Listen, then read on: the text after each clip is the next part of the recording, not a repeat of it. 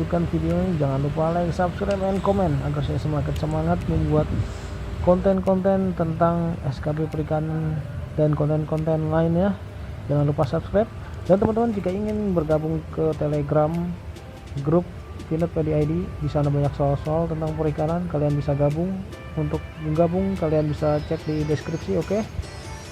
Jangan lupa follow Instagram Finetpedia ID dan follow juga fanspage Finetpedia ID. Di sana banyak soal-soal yang akan di-share untuk kalian. Oke, sehat terus dan semoga lulus PNS tahun 2020. Langsung ke materinya. Zat yang berfungsi meningkatkan kekebalan tubuh pada ikan: A. Antibiotik alami, B. Prosalat, C. Imunostimulan, D. Feed adiktif, E. Nutrilon Royal. Oke, seperti biasa saya akan memberi kasih waktu 3 detik untuk menjawab. Silakan teman-teman untuk bisa menjawab. Sambil menjawab jangan lupa like, subscribe, dan komen agar saya semakin semangat untuk membuat konten-konten ini. Oke, langsung kita bahas saja. Imunostimulan atau imunostimulator adalah substansi, obat, dan nutrien yang menstimulasi sistem imun dan meningkatkan aktivitas komponen sistem imun untuk melawan infeksi dan penyakit. Jadi jawabannya yang C ya teman-teman, imunostimulan. Oke, lanjut ke soal berikutnya.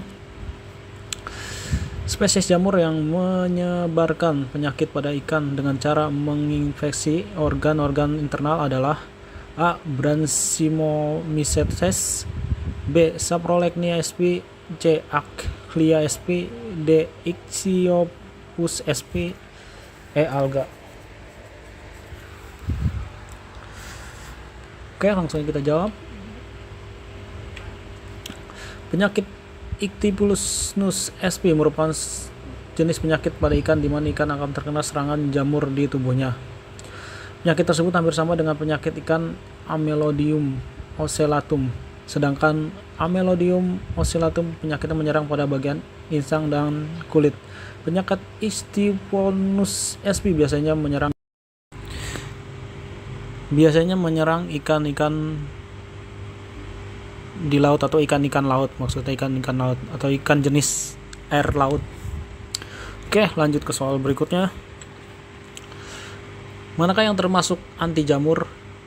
A.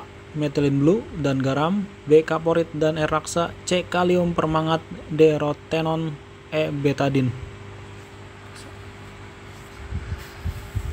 Oke, langsung saja kita bahas. Fungsi dari kalium atau disebut juga potasium atau permangat merupakan obat yang digunakan untuk membersihkan borok atau koren, skisma, serta infeksi karena kutu jamur atau air. Jadi jawabannya yang C ya teman-teman, kalium permangat. Oke, lanjut ke soal berikutnya.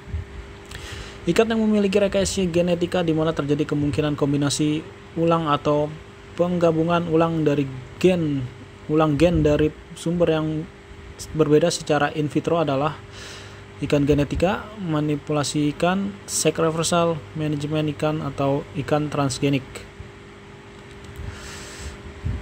Oke, teman-teman. Oke, langsung kita bahas saja.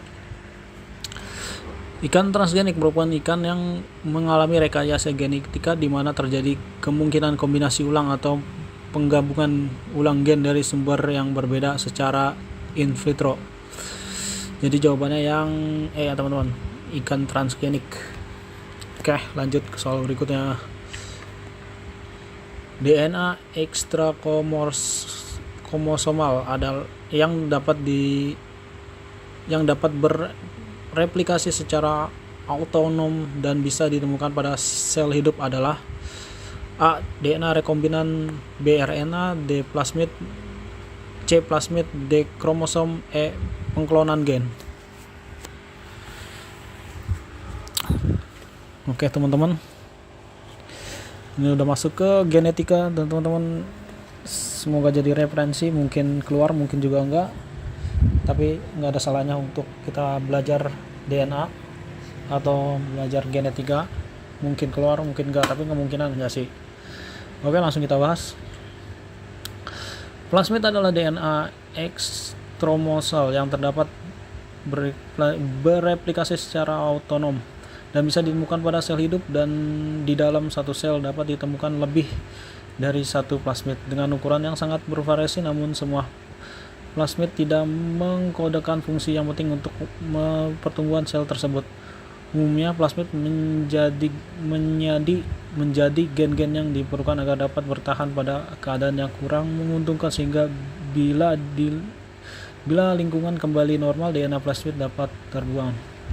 Jadi jawabannya adalah plasmid ya teman-teman. Plasmid adalah DNA ekstra kromosomal. Jadi jawabannya yang C. Oke, lanjut ke soal berikutnya. Proses pengutusan sorting bahan genetika biasanya DNA, namun juga bisa RNA, yang kemudian diikuti oleh penggabungan dengan molekul DNA lainnya adalah A. Gen generatif, B. Kombinasi genetika, C. Molekul, D. Biologi molekular.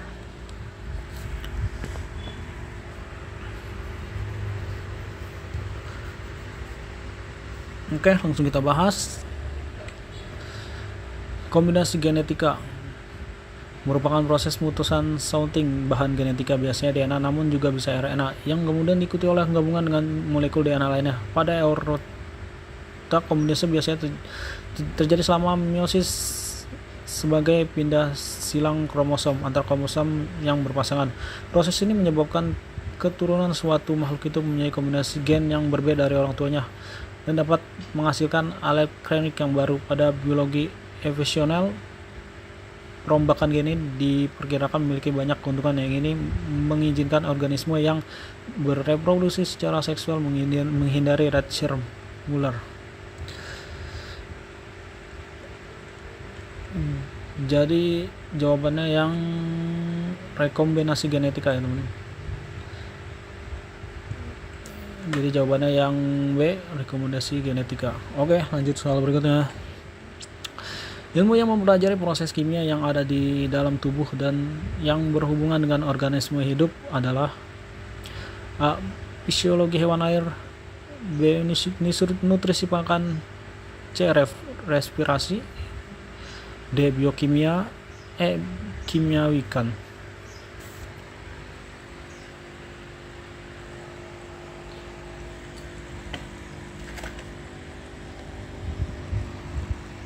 Oke, langsung kita bahas teman-teman. Biokimia atau kimia biologis adalah ilmu yang mempelajari proses-proses kimia yang ada di dalam tubuh dan berhubungan dengan organisme hidup. Sebagai subdisiplin dari biologi dan kimia, biokimia dapat dibagi menjadi 3 bidang, yaitu biologi struktural, enzim, dan metabolisme. Jadi jawabannya adalah biokimia teman-teman, biokimia. D. Oke, lanjut ke soal berikutnya. Perkawinan silang antara dua individu yang berbeda untuk mendapatkan keturunan yang lebih baik adalah A. Hibridisasi, B. Polirisasi, C. Sekreversal, D. Carvio, E. Gurame. Ini merupakan suatu rekayasa genetika yang teman-teman dalam perikanan, rekayasa genetika ya, kemungkinan nggak keluar, cuman dari referensi aja buat kita karena ini materinya udah cukup terlalu tinggi. Jadi kemungkinan nggak keluar sih, jadi referensi aja, mungkin keluar mungkin enggak, tapi kemungkinan enggak sih.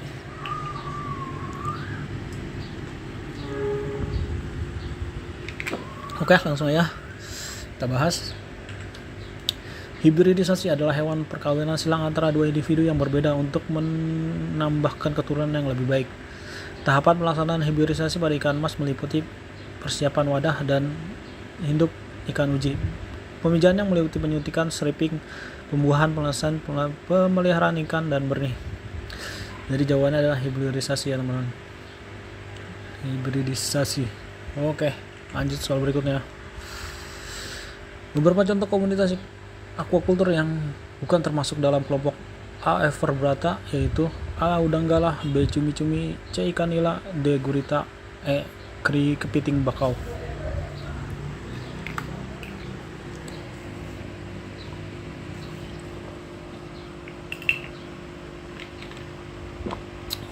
Oke, langsung kita bahas.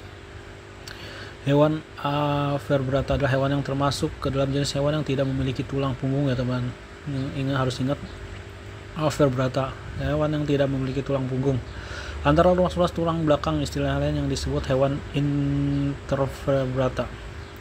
Invertebrata mencakup semua hewan-hewan kecuali hewan vertebrata, fishes, reptil, aves, dan mamalia. Yang termasuk hewan yang bukan termasuk hewan vertebrata adalah udang galah termasuk, karena cumi-cumi termasuk, ikan nila tidak termasuk, gurita termasuk, kepiting bakau termasuk. Ikan nila memiliki tulang belakang, jadi jawabannya yang C ya teman-teman. Oke, lanjut ke soal berikutnya. Suatu kegiatan untuk memproduksi biota organisme suatu akuatik secara terkontrol dalam rangka mendapatkan keuntungan profit merupakan definisi dari A. Budidaya, B. Produksi benih, C. Pembesaran, D. Pembenihan, E. Aquaculture. Ini mau gampang banget teman-teman, dasar banget. Kalau kalian nggak tahu sih ya bahaya sih kayak ginian.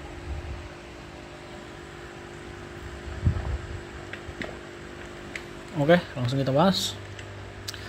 Aquaculture atau budidaya perairan adalah suatu kegiatan untuk memproduksi biota organisme suatu akuatik secara terkontrol dalam rangka mendapatkan keuntungan profit.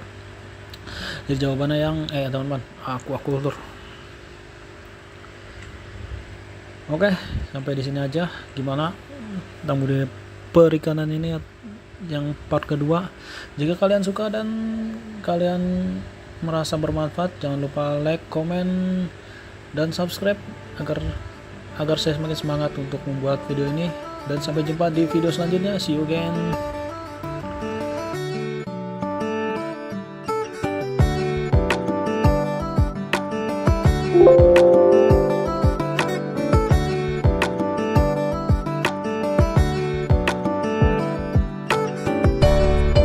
Densitas dan salinitas merupakan parameter kualitas air yang menunjukkan sifat A. Kimia, B. Fisik, C. Biologi, D. Lingkungan, E. Kesehatan. Seperti biasa saya akan memberi waktu 3 detik jika kalian ingin menjawab. Sambil menjawab kalian bisa like and subscribe dan komen jika kalian ingin tema-tema yang lain. Oke, langsung aja kita bahas. Beberapa parameter fisika yang digunakan untuk menentukan kualitas air meliputi suhu, kekeruhan, warna, daya hantar listrik (DHL), jumlah zat padat terlarut atau TDS, rasa dan bau menurut Effendi. Jadi dapat disimpulkan bahwa parameter fisika yaitu adalah meliputi suhu, kekeruhan, warna, DHL, lalu TDS, rasa dan bau. Kita lihat di sini suhu air, kekeruhan, densitas, dan salinitas jadi masuk ke parameter fisik ya. Jawabannya yang B. Oke, lanjut. Ini masih dasar teman-teman, masih gampang. Oke. Melakukan budidaya perairan disarankan bahwa kedalaman air tidak boleh lebih dari 2 meter. Hal ini dapat terjadi A. Menghindari stratifikasi suhu, B. Menghindari pemborosan air, C. Menghindari D. Menghindari penyakit, E. Semua benar. Oke, langsung kita bahas. Antara siang dan malam tidak lebih dari 5 derajat. Pada perairan yang tenang yang mempunyai kedalaman air minimal 1,5 meter biasanya akan terjadi pelapisan stratifikasi suhu. Pelapisan ini terjadi karena suhu permukaan air lebih tinggi dibanding dengan suhu air di bagian bawahnya. Stratifikasi suhu pada kolam air dikelompokkan menjadi 3, yaitu pertama lapisan epilimion, yaitu lapisan sebelah atas perairan yang hangat dengan penurunan suhu relatif kecil dari 32 derajat Celcius menjadi 20 derajat Celcius. Lapisan kedua tersebut dengan lapisan termoklin, yaitu lapisan tengah yang mempunyai penurunan suhu sangat tajam, yaitu dari 28 derajat Celcius menjadi 21 derajat Celcius. Lapisan ketiga disebut lapisan neon, yaitu lapisan yang paling bawah, di mana pada lapisan ini perbedaan suhu sangat kecil, relatif konstan. Stratifikasi suhu ini terjadi karena masuknya panas dari cahaya matahari ke dalam kolam air yang mengakibatkan terjadinya gradien suhu yang vertikal. Pada kolam yang kedalamannya airnya kurang dari 2 meter biasanya terjadi stratifikasi suhu yang tidak stabil. Oleh karena itu, bagi para pembudidaya ikan yang melakukan kegiatan budidaya ikan ke dalam air tidak boleh lebih dari 2 meter. Selain itu, untuk mencegah stratifikasi suhu pada wadah budidaya akan diperlukan suatu alat bantu dengan menggunakan aerator, blower, atau kincir air. Berdasarkan hasil penelitian, suhu air sangat berpengaruh terhadap respon ikan dalam mengkonsumsi pakan yang diberikan selama berlangsung kegiatan budidaya. Respon tersebut dapat dilihat pada tabel ini, nggak usah lah. Oke, jadi bisa disimpulkan dari hasil referensi ini, maka dapat kita jawab adalah A ya teman-teman, menghindari stratifikasi suhu. Oke, lanjut ke soal berikutnya. Oksigen dalam air, karbon dioksida, pH air, bahan organik, dan garam mineral dalam air, nitrogen dan alkalinitas dalam kesadaran merupakan parameter A fisik, B kimia, C biologi, D semua jawaban benar. Oke, karena gampang langsung aja kita jawab. Parameter kimia mencakup pemeriksaan pH, fluorin, kesadaran, klorida, klorium, valensi, mangat, nitrat, nitrit, seng, cyanida, sulfat, tembaga, aluminium. Jadi jawabannya adalah yang B ya teman-teman, parameter kimia. Oke. Parameter biologi dari kualitas air biasanya ditunjukkan dengan kelimpahan plankton. Berdasarkan ukurannya, plankton terbagi dalam beberapa jenis kecuali A. makroplankton, B. nektoplankton, C. nanoplankton, D. zooplankton. Oke, langsung aja kita bahas. Berdasarkan ukuran plankton terdapat dua golongan, yaitu net plankton dan non net plankton. Net plankton dalam plankton dapat ditangkap oleh jaring. Net plankton terbagi atas mesoplankton P yang berukuran 0,2 sampai 200 mm, makroplankton berukuran 2 sampai 20 mm dan megaloplankton yang berukuran 20 mm. Jadi jawabannya kecuali adalah zooplankton ya teman-teman. Oke, lanjut soal berikutnya. Parameter biologi yang bisa digunakan sebagai indikasi suatu kualitas air adalah A. plankton dan nekton, B. plankton dan bentos, C. nekton dan plankton, D. bentos dan nekton. Oke, langsung aja kita bahas. Parameter biologi diamati dengan penelitian dari bakteri Colium dan fecal coli, plankton, dan makrobentos. Selain bakteri Coliform, keanekaragaman plankton dan bentos juga dapat digunakan sebagai indikator kualitas air. Jadi jawabannya adalah yang B ya teman-teman. Oke, lanjut ke soal berikutnya. Mikroorganisme yang merugikan disebut A. transvesin, B. patogenik, C. aerob, D. indigenous. Oke, lanjut ya. Kita cepat aja karena udah mau maghrib. Ada jenis-jenis bakteri baik yang dapat menunjang fungsi tubuh kita dan jenis-jenis bakteri yang merugikan manusia. Bakteri yang membawa pengaruh buruk disebut sebagai bakteri patogen. Jadi jawabannya yang B ya teman-teman, bakteri patogenetik. Oke, lanjut ke soal berikutnya. Bakteri yang merugikan ikan adalah A. Lactobacillus, B. Carnobacterium, C. Bacillus, D. Pseudomonas aguiliseptica. Oke, langsung aja. Bakteri yang merugikan ikan tawar antara lain Aeromonas hydrophilia, Salmonidika, Pheromonas aguiliseptica, Streptococcus agalectica, Esne, Vibrio sp, Edwardsia tarda, Ika turli, Mycobacterium sp, Yersida sp, dan Acinetobacter sp. Jadi jawabannya yang D teman-teman, yang E ya, Pseudomonas aguiliseptica. Oke, itu aja yang bisa kita bahas. Jangan lupa like, subscribe, dan komen agar saya makin semangat untuk membuat video ini. Dan see you again, sampai jumpa di video selanjutnya. Oke, bye bye. B. Uji fisik, C. Uji kimiawi, D. Uji biologis. Seperti biasa, saya akan memberi waktu selama 3 detik untuk kalian menjawab. Sambil menunggu, jangan lupa subscribe agar saya semakin semangat untuk membuat video-video lainnya. Oke, langsung aja kita bahas. Pengujian ada beberapa cara. Yang pertama, pengujian fisik. Pengujian pelet secara fisik yaitu 1. Kehalusan bahan baku, 2. Kekerasannya, 3. Daya tahan dalam air, 4. Daya apung. Dalam pembuatan pakan, pengujian secara fisik dapat dilakukan pada kehalusan bahan baku. Dapat diuji dengan jalan menggiling ulang berdasarkan besar kecilnya ukuran butiran. Kita dapat membedakannya menjadi sangat halus, agak kasar, sangat kasar, dan lain-lain. Kekerasan dapat diuji dengan memberi beban pada pelet. Sampai batas beban tertentu pelet akan hancur. Pelet yang baik harus mempunyai kekerasan yang tinggi dan biasanya berasal dari bahan baku yang cukup halus. Pengujian ketahanan dalam air atau water stability dilakukan dengan cara pengambilan pakan, selanjutnya merendam pakan dengan air dingin. Waktu yang diperlukan sampai saat pelet hancur merupakan ukuran daya tahan pelet tersebut. Pengujian daya apung kita dilakukan dengan jalan menundukkan pelet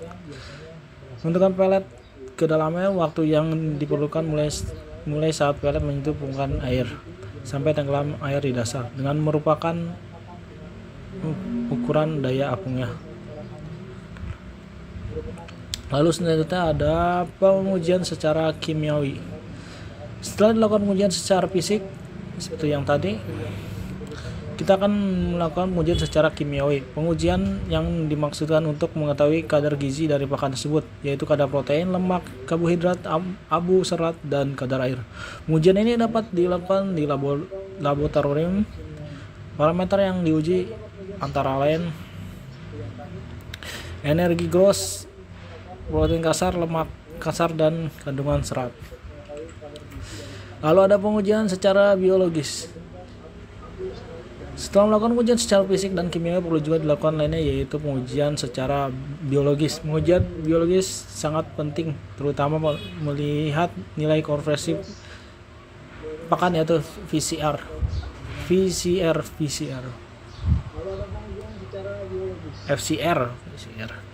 Nilai ini sebenarnya tidak merupakan angka mutlak karena tidak hanya ditentukan kualitas, juga mengenai faktor lain seperti jenis ukuran ikan, kepadatan, dan lain-lain. Semakin kecil konsumsi makan, semakin baik kualitas pakan karena akan semakin ekonomis. Untuk mengetahui kompresi makan, perlu dilakukan pengujian lapangan pada berbagai tipe percobaan. Jadi ada 3 ya teman-teman: pengujian biologis, kimia, dan fisik. Jadi jawabannya manakah yang bukan termasuk uji pakan buatan adalah A ya teman-teman. Uji keuntungan, karena fisik termasuk, kimia termasuk, biologi termasuk. Oke, lanjut ke soal berikutnya. Parameter untuk mengukur daya cerna setiap bahan baku pakan yaitu karbohidrat, A karbohidrat, B protein, C serat kasar, D lemak, E mineral. Bahan baku pakan untuk daya cerna. Oke, langsung aja kita bahas. Menurut NRC tahun 1993, sehingga pakan yang diproduksi dengan harga mahal pun belum tentu memiliki kualitas baik. Oleh karena itu perlu dicari alternatif bahan pakan yang dapat membantu dalam proses pencernaan pakan. Salah satu bahan pakan yang dapat digunakan adalah serat kasar. Serat kasar membantu dalam mempercepat ekskresi sisa pakan melalui saluran pencernaan. Dalam keberadaannya serat kasar di dalam pakan saja tidak cukup dengan faktor-faktor pencernaan pakan, dan terdapat faktor-faktor yang lainnya. Jadi dapat disimpulkan bahwa untuk mengukur daya cerna, bahan baku yang digunakan adalah serat kasar ya teman-teman. Oke, jadi jawabannya yang C. Lanjut ke soal berikutnya. Biaya yang tertinggi budidaya ikan adalah A. Bibit ikan, B. Air, C. Pakan, D. SDM, E. Obat-obatan. Oke, langsung aja kita bahas. Pakan memegang perairan penting dalam kegiatan budidaya ikan. Kebutuhan pakan selanjutnya dapat mencapai sekitar 60-70% dari biaya operasional budidaya. Menurut Hadadi dan kawan-kawan tahun 2009. Jadi jawabannya yang C, teman-teman. Biaya tertinggi dalam budidaya adalah pakan ya, biaya operasional ya. Oke. Lanjut ke soal berikutnya. Faktor yang mempengaruhi pertumbuhan ikan kandungannya adalah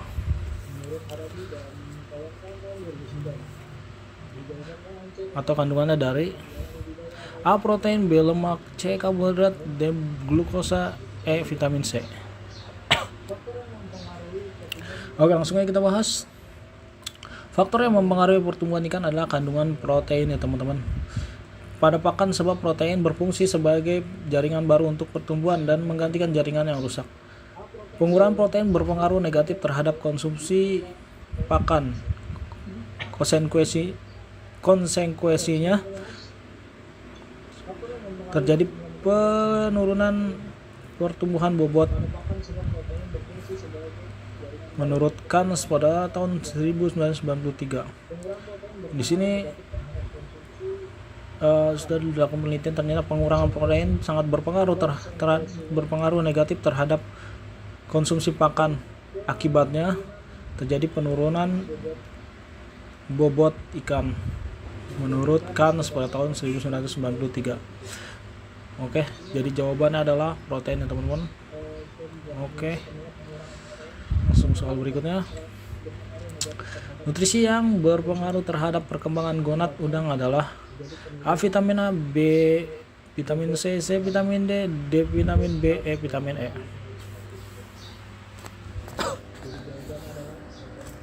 Oke, langsung aja kita bahas. Penambahan kadar vitamin E atau alpha-tocophenol dalam pakan berpengaruh terhadap tingkat kematangan gonad udang windu asal tambak, tetapi tidak berpengaruh terhadap sintasen atau indeks hepatopankreas somatik. Pemberian vitamin E atau tocopherol dengan kadar 1% sampai 1,5 dapat mempercepat kematangan gonad udang windu asal tambak dan tidak berbeda dengan kadar 22%. Untuk kemenangan gonad indung windu disarankan mencampakkan dengan kadar vitamin E antara 1 sampai 1,5%.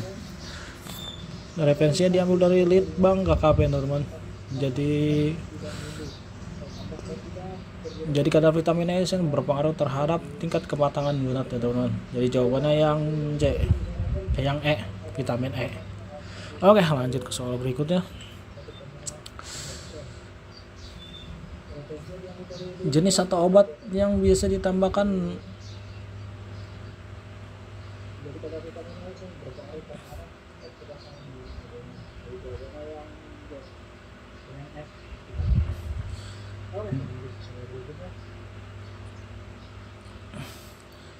zat atau jenis obat yang biasa ditambahkan dalam komposisi pakan untuk menyembuhkan ikan yang terserang penyakit oleh bakteri adalah A. Vitamin B, mineral, C. Antioksidan, D. Protein, E. Antibiotik. Oke, langsung aja kita bahas. Antibiotik adalah jenis obat yang digunakan untuk mengatasi infeksi bakteri. Beberapa jenis antibiotik juga digunakan untuk mencegah terjadi infeksi bakteri pada kondisi-kondisi tertentu. Antibiotik tidak dapat digunakan untuk mengatasi infeksi akibat virus. Oke, jadi jawabannya E teman-teman, antibiotik. Oke. Salah satu produk rekayasa bahan baku yang menggunakan metode fermentasi dengan cara biologis dan kimiawi adalah A. Tepung ikan, B. Tepung kedelai, C. Tepung jagung, D. Sekreversal, E. Silase.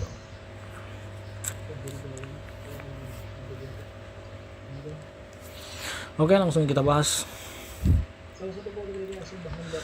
Silase ikan adalah suatu produk cair yang dibuat dari ikan-ikan utuh atau sisa-sisa induksi pengolahan ikan yang dicairkan menyerupai bubur oleh enzim-enzim yang terdapat pada ikan-ikan itu sendiri dengan bantuan asam atau mikroba yang sengaja ditambahkan. Jadi jawabannya adalah yang teman-teman, silase. Oke, lanjut ke soal berikutnya. Alat untuk mencetak pele kampung adalah A. Extruder, B. Ayakan, C. Grinder, D. Mixer, E. Silo. Nah ini mah gampang ya teman-teman. Oke, langsung kita bahas. Pusbang TTG LIPI telah melakukan kegiatan rekayasa dengan memfungsikan extender mie non gandum yang merupakan contoh produk kegiatan tahun sebelumnya menjadi extruder untuk mencetak pelet ikan terapung. Jawabannya adalah yang A ya teman-teman. Oke, sampai di sini aja pembahasan kita. Terima kasih telah menonton video ini. Jangan lupa like, subscribe, dan komen jika kalian merasa video ini bermanfaat. Oke, sampai jumpa di video selanjutnya. See you again. Gali tanah pada daerah dataran rendah atau dataran tinggi disebut A. Tambak, B. Bak semen, C. Keramba, D. Kolam. Oke, seperti biasa saya akan beri waktu 3 detik untuk menjawab. Dan sambil menjawab jangan lupa like, subscribe, and komen. Jangan sampai nggak komen ya. Atau jangan lupa nggak subscribe. Oke, langsung kita bahas. Kolam adalah perairan dari daratan yang lebih kecil ukuran daripada danau. Kolam terbentuk secara alami atau dapat dibuat manusia.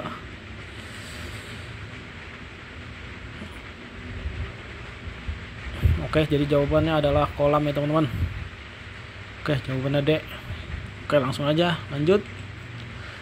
Kekuatan stratifikasi suhu sangat bergantung pada A. Oksigen terlarut, B. Oksigen tidak terlarut, C. Cahaya matahari yang masuk, D. Karbon dioksida yang dihasilkan plankton. Oke, saya ingatkan selalu untuk dipersiapkan alat-alat tesnya, jangan sampai karena hal sepele ketinggalan kartu atau apapun itu jadi membuat terhambat. Jadi dipersiapkan dengan benar dari malam, jangan sampai mau berangkat baru dipersiapkan. Oke teman-teman, langsung kita bahas saja. Kekuatan stratifikasi suhu sangat bergantung pada perubahan intensitas cahaya matahari dan kecepatan angin. Jadi jawabannya adalah stratifikasi suhu sangat bergantung terhadap cahaya matahari lalu kecepatan angin ya teman-teman. Oke, jadi jawabannya yang C, cahaya matahari yang masuk. Lanjut ke soal berikutnya. Lapisan paling bawah danau atau memiliki suhu lebih rendah dibandingkan suhu lapisan di atasnya adalah lapisan A. Hipolimnion, B. Termosilin, C. Metalimnion, D. Eutrofikasi.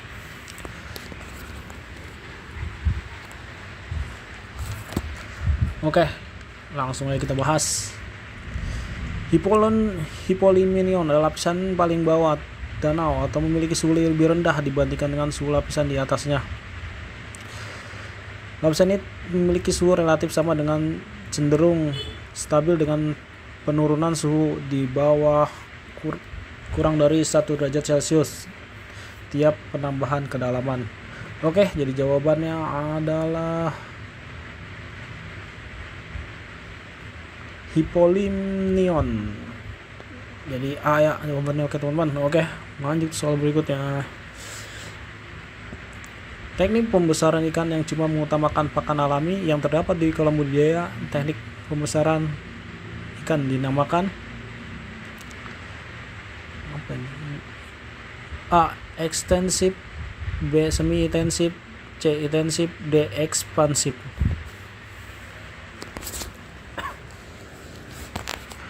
Oke, langsung kita bahas saja. Ekstensif merupakan hanya pakan alami yang tumbuh di tempat budidaya. Lalu ada semi intensif, menggunakan pakan alami dan memberikan pakan buatan untuk memenuhi kebutuhan gizi ikan. Lalu ada intensif, yaitu hanya menggunakan pakan buatan. Ya, harus diingat ya teman-teman, kalau intensif atau tradisional hanya menggunakan pakan alami saja. Lalu kalau semi intensif ini 50% pakan alami dan pakan buatan untuk memenuhi gizi ikannya. Lalu intensif yaitu full pakan buatan ya teman-teman. Harus diingat ini 3 ini. Jadi jawabannya ada ekstensif atau tradisional. Oke, lanjut. Orientasi dari kegiatan budaya pada aspek ini adalah mendapatkan keuntungan sehingga dikenal sebagai kegiatan A. Aqua bisnis, B. Kondisi bisnis, C. Peluang bisnis, D. Dagang ikan, E. Karir bisnis. Oke, langsung kita bahas saja. Budaya perairan merupakan sistem reproduksi yang cukup input produksi atau prasarana dan sarana produksi, proses produksi sejak persiapan hingga pemanenan, dan output produksi, penanganan pasca panenan, dan pemasaran.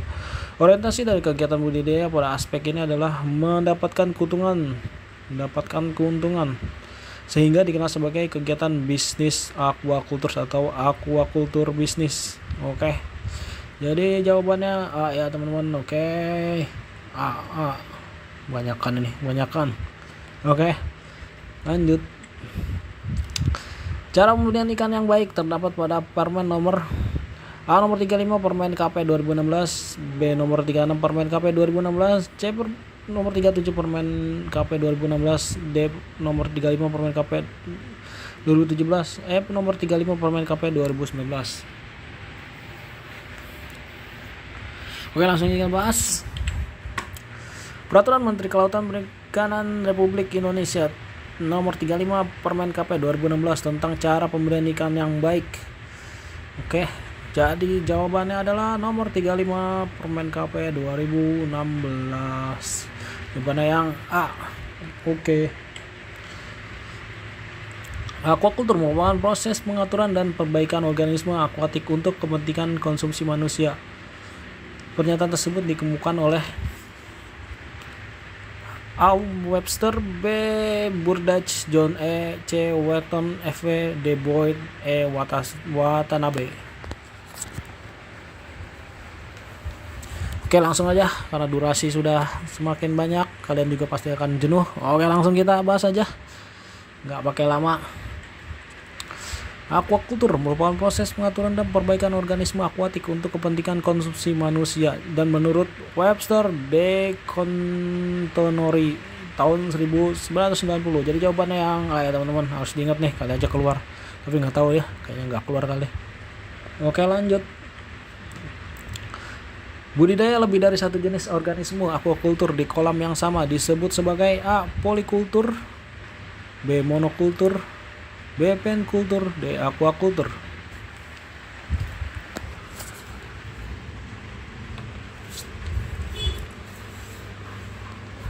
Oke, langsung kita bahas saja. Polikultur adalah budidaya lebih dari satu jenis organisme aquaculture di kolam yang sama.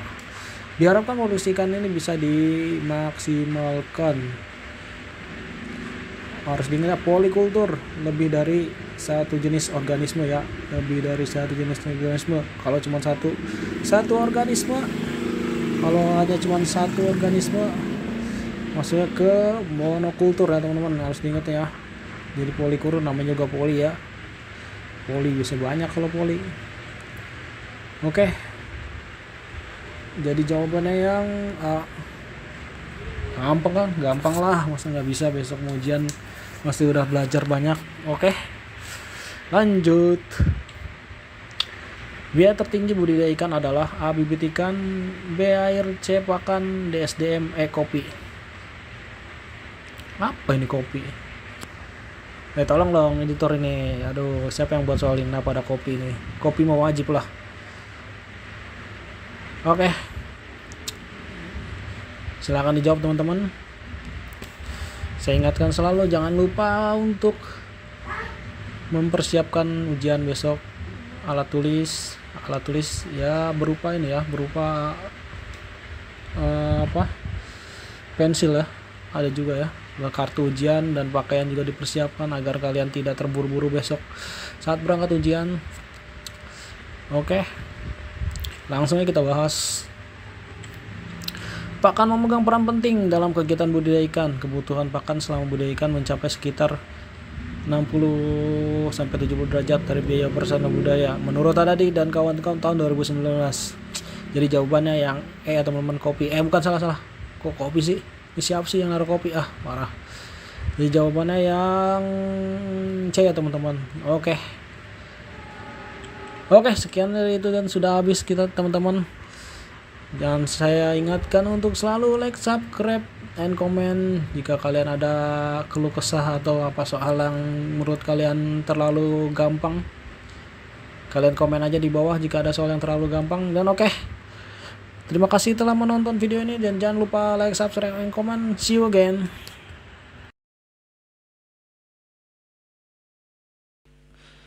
Upaya pencegahan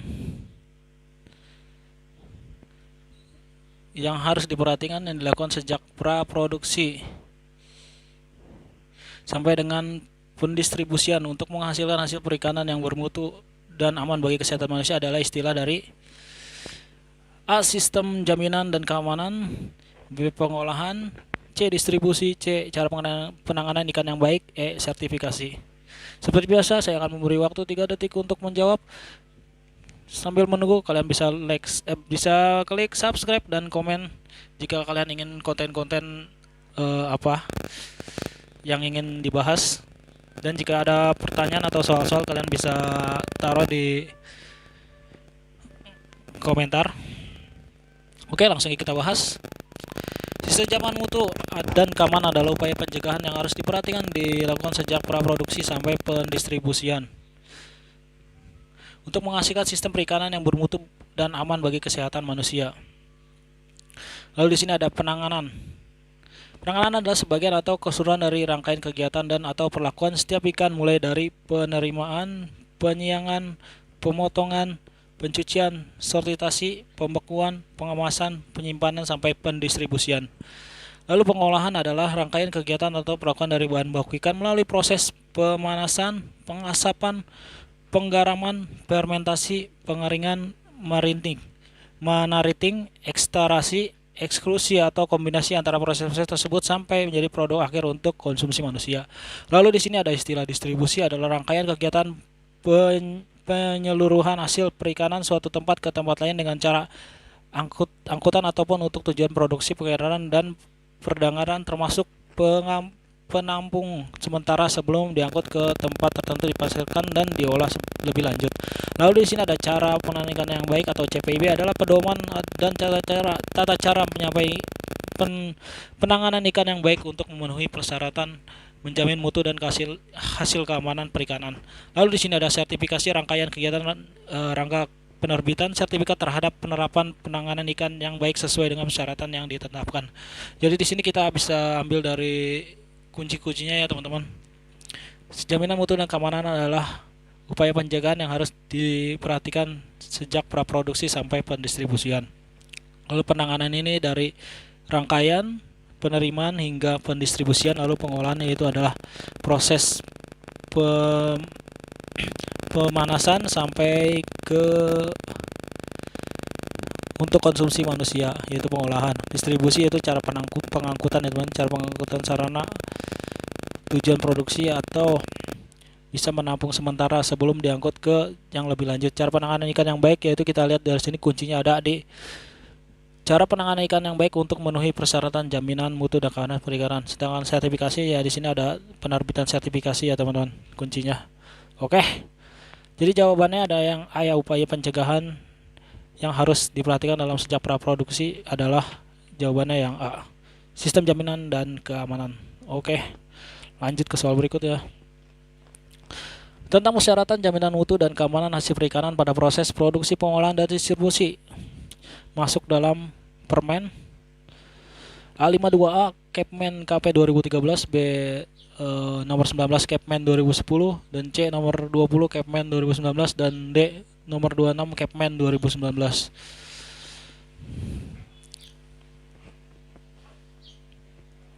Oke, langsung aja kita bahas.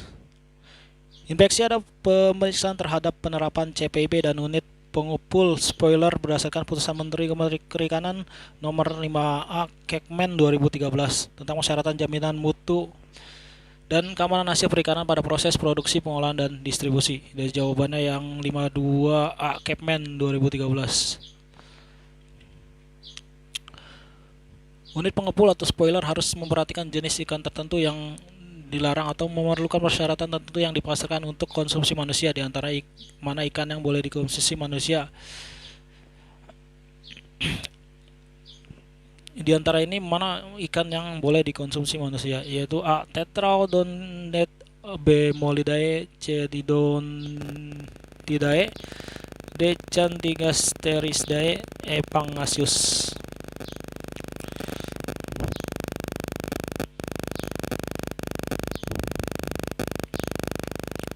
Oke, langsung dibahas. Unit pengepul atau spoiler harus memperhatikan jenis ikan tertentu yang dilarang atau diberikan persyaratan tertentu yang dipasarkan untuk konsumsi manusia. Misalnya ikan berhasil yang berasal dari famili Pterodontidae, Molidae, Diodontidae, lalu ada Changesidae. Di sini masuk yang tidak boleh dikonsumsi, ini tidak boleh dikonsumsi, ini tidak boleh dikonsumsi, ini tidak boleh dikonsumsi, dan ini tidak boleh dikonsumsi. Jadi jawabannya yang E, Pangasius. Peran bakteri sebagai kontrol biologis dalam sistem budidaya ikan adalah A. Meningkatkan daya cerna dengan menyediakan enzim esensial, B. Memproduksi substansi yang menghambat pertumbuhan ikan patogen, E. Menyerap bahan organik larut, D. Oportunistik, E. Semua benar. Oke, langsung kita bahas. Peran bakteri kontrol biologis dalam sistem budidaya ikan menurut Irianto tahun 2003 adalah dapat melakukan kompetensi dengan bakteri patogen, menambah nutrisi dengan menyediakan nutrisi esensial, meningkatkan daya cerna dan menyediakan enzim esensial, menyerap bahan organik terlarut, lalu memproduksi substansi yang menghambat pertumbuhan bakteri patogen, lalu yang terakhir adalah oportunistik. Jadi semua masuk ya teman-teman, meningkatkan daya cerna enzim esensial, lalu memproduksi substansi yang menghambat bakteri patogen, lalu menyerap bahan organik terlarut, lalu oportunistik. Jadi jawabannya yang E. Oke teman-teman, lanjut soal berikutnya. Larva usia sampai dengan umur 40 hari diberikan pakan berbentuk A. Emulsi, B. Tepung halus, C. Tepung kasar, D. Remah, E. Pelet. Oke, langsung kita bahas. Untuk pakan buatan untuk ikan, ini adalah umurnya. Umur sampai dengan 10 hari diberi emulsi, lalu 10 sampai 20 hari diberi tepung halus, 20 sampai 40 hari diberikan tepung kasar, lalu 40 hari sampai 80 hari diberikan remah, umur lebih dari 80 hari diberikan pelet. Jadi jawabannya yang A. Emulsi. Dalam melakukan cara karantina ikan yang baik, analisis resiko dilakukan dengan 4 tahapan penilaian, kecuali identifikasi bahaya, penilaian resiko, C. Manajemen resiko, D. Komunikasi resiko, dan E. Menangani resiko.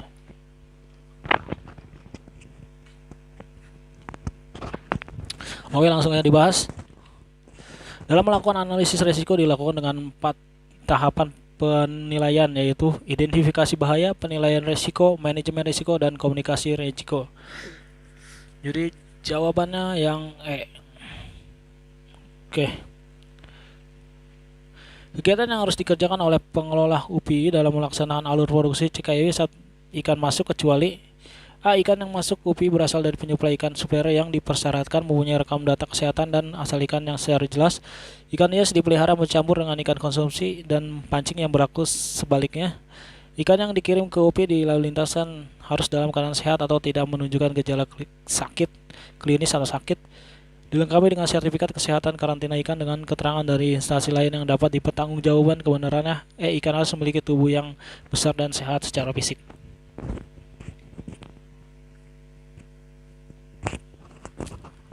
Oke, langsung dibahas saja. Ini merupakan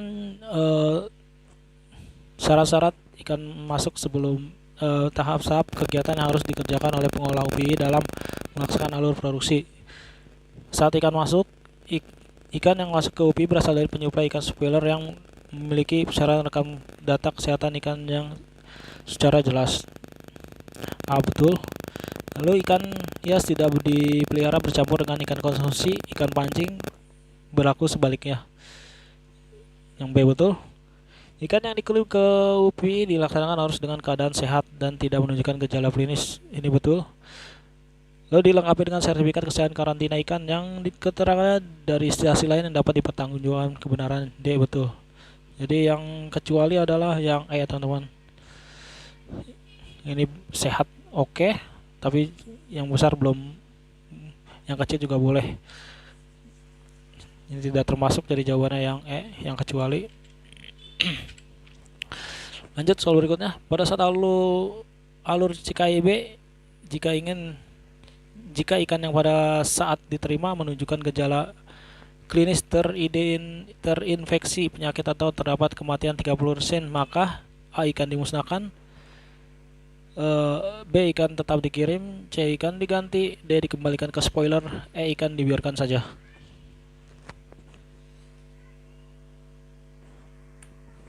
Oke, langsung yang dibahas. Pada saat aklimatisasi dan adaptasi, setiap pemasukan ikan dilakukan seleksi kesehatan dan cara pengamatan visual dan morfologis ikan. Ikan yang lolos seleksi di atas dilakukan aklimatisasi dan adaptasi dan pengamatan gejala klinis agar ikan yang dipelihara stok merupakan ikan yang sehat dan berkualitas.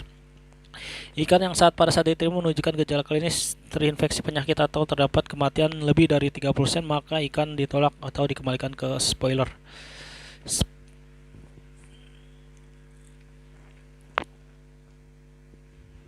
Oke, jadi jawabannya yang D, teman-teman, dikembalikan ke spoiler. Oke, ikan dikembalikan. Oke, lanjut soal berikutnya. Kegiatan dalam CKIB isolasi prapanen dilakukan dengan kegiatan pengamatan ikan selama A, 1 bulan, B, 1 sampai 3 bulan, C, 20 hari, D, 1 sampai 3 hari, E, 4 sampai 14 hari.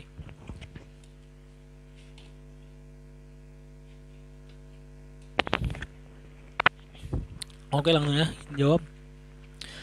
Isolasi prapanen. Isolasi prapanen merupakan kegiatan pengamatan terhadap kesehatan dan mutu ikan selama 4 sampai 14 hari bertujuan untuk memenuhi standar yang disyaratkan oleh konsumen negara tujuan. Jadi jawabannya ada 4 sampai 14 hari. E.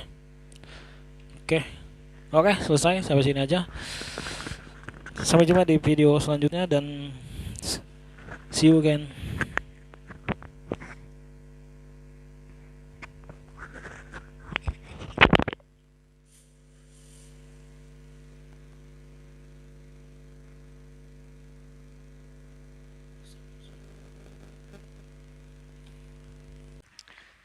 Di bawah ini adalah jenis budidaya ikan tawar kecuali A, ikan mas, B, ikan nila, C, gurami, D, bandeng, E, lele.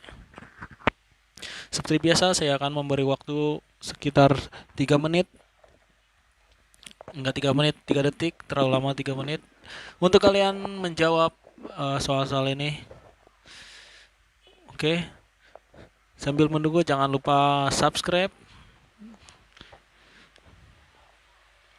Oke, langsung aja kita bahas. Biasanya bandeng dikenal sebagai ikan air payau. Budidaya pun selama ini berlangsung di wilayah pesisir pantai. Namun berkat hasil rekayasa genetika, kini ikan bandeng bisa hidup di budidayakan di air tawar. Oke. Jawabannya ikan bandeng ya, teman-teman. Oke, walaupun dia bisa di air tawar sekarang, tapi tetap habitatnya adalah ikan air payau. Oke, lanjut ke soal berikutnya. Wadah dapat berfungsi sebagai tempat pengesan, perendaman atau untuk mengangkut ikan di atas kapal. Syarat-syarat wadah adalah A, dangkal kuat besar, B, dalam kuat tidak besar, C, dalam kuat panjang, D, dangkal kuat tidak besar.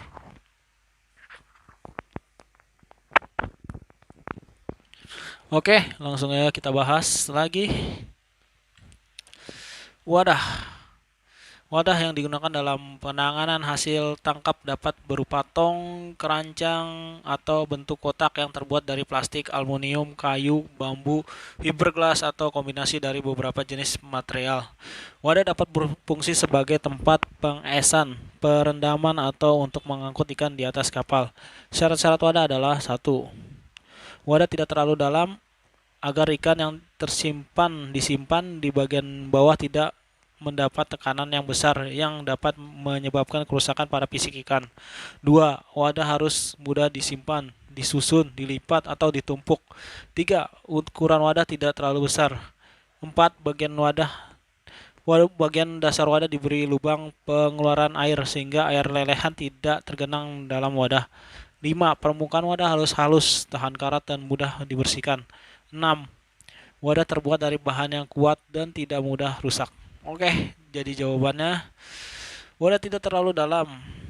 Itu bisa disebut dangkal. A, dangkal oke. D juga dangkal. Wadah harus mudah disimpan, disusun, atau dilipat atau ditumpuk. Ukuran wadah tidak terlalu besar.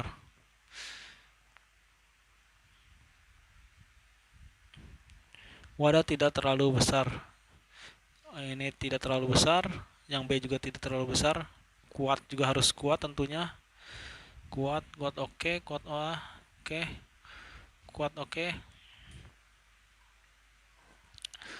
Antara A, B, dan D, tapi akan tetapi B ini dalam jadi salah.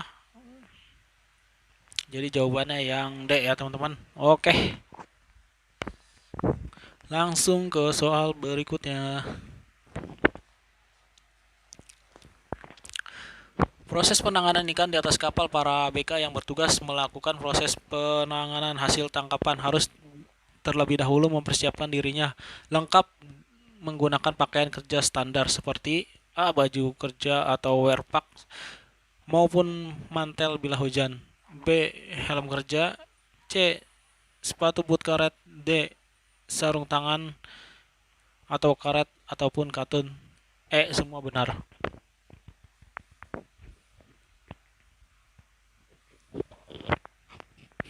Oke, langsung aja kita bahas.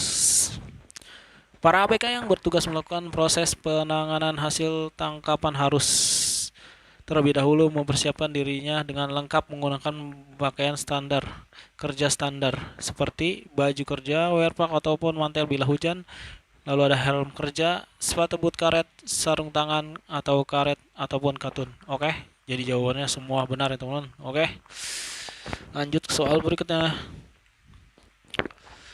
Proses pemilihan dan pemisahan ikan berdasarkan jenis, ukuran, dan kualitasnya dilakukan untuk mempermudah proses penjualan di darat dan memperkecil kontaminasi ikan oleh bakteri disebut A, sortasi, B, pencucian, C, pemilihan, D, penggadaian, E, kualitas.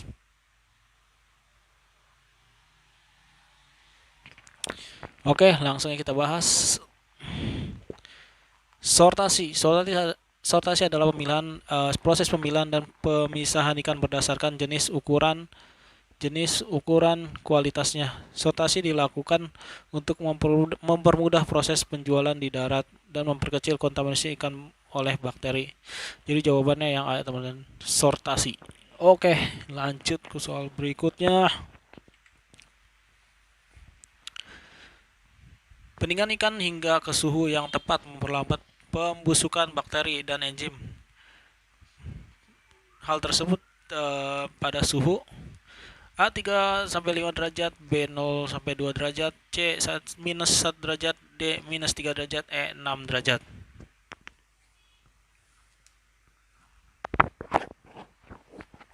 Oke, langsung kita bahas.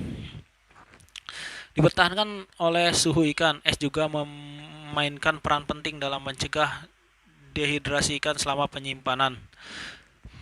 Pelapisan ikan dengan es memiliki dua fungsi. Pertama, pendinginan ikan hingga suhu yang terdapat di atas beku 0 sampai 2 derajat, memperlambat pembusukan ikan bakteri dan enzim.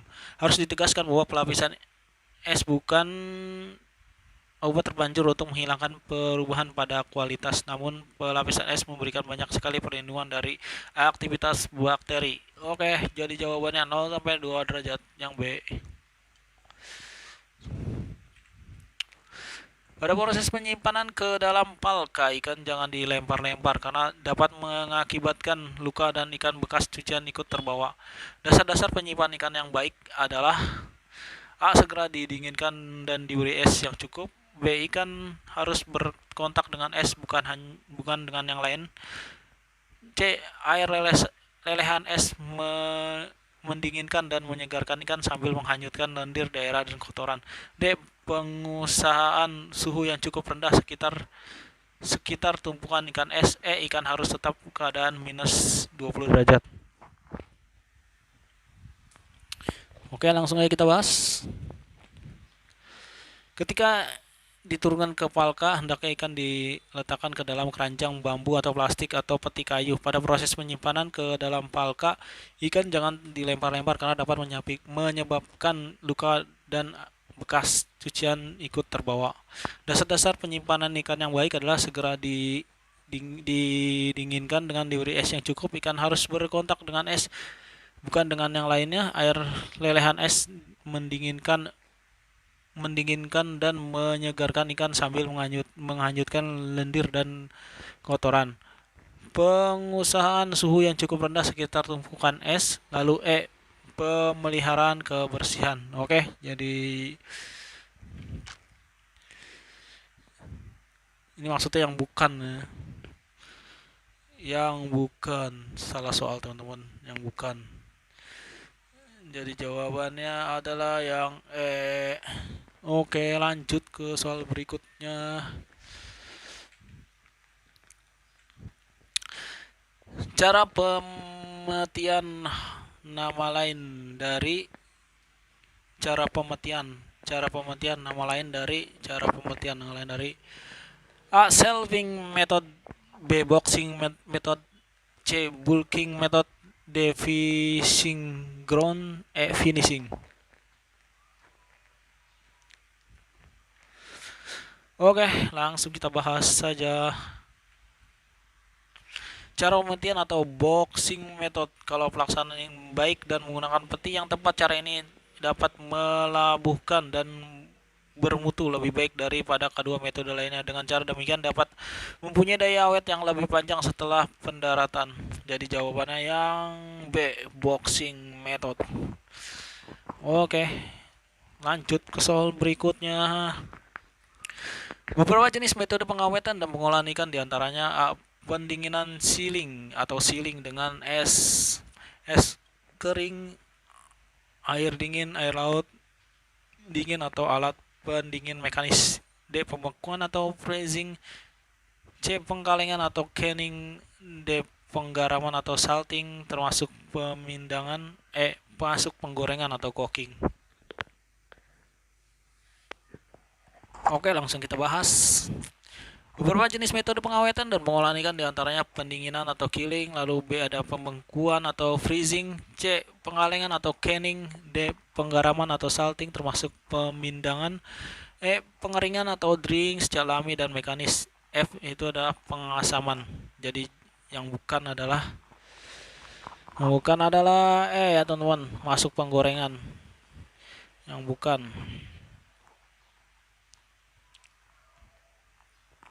lah yang E.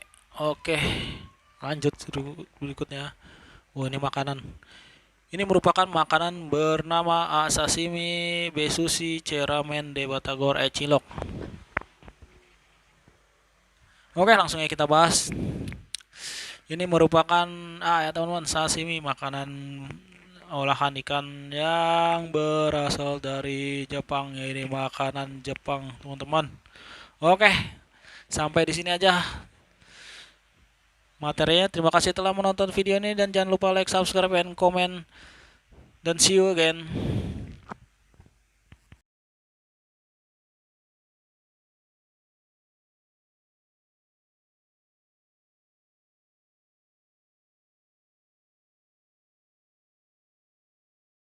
Penyakit bakterial ini singkatan Mas, menyerang ikan lele termasuk gram negatif, mempunyai karakteristik berbentuk batang pendek. Penyakit Mas akibat dari bakteri Aeromonas hydrophilia, B. Microbacterium, C. Phyctobacter columnaris, D. Nocadia sp. Oke, seperti biasa, saya akan memberi waktu 3 detik untuk kalian menjawab pada setiap soal. Jangan lupa subscribe sambil menunggu atau sambil membaca ini, bisa kalian subscribe. Oke, langsung aja kita bahas. Penyakit Mars biasanya menyerang ikan air tawar. Penyebabnya adalah bakteri Aeromonas hydrophilia. Bakteri ini menyerang ikan setelah ikan tersebut terinfeksi parasit atau pada saat ikan mengalami stres. Jadi jawabannya yang A, teman-teman, Aeromonas hydrophilia. Oke, lanjut soal berikutnya. Penyakit Mars yang menyerang ikan lele dan dapat menyebabkan 80% ikan lele mati. Apa singkatan dari penyakit bakteri Mars?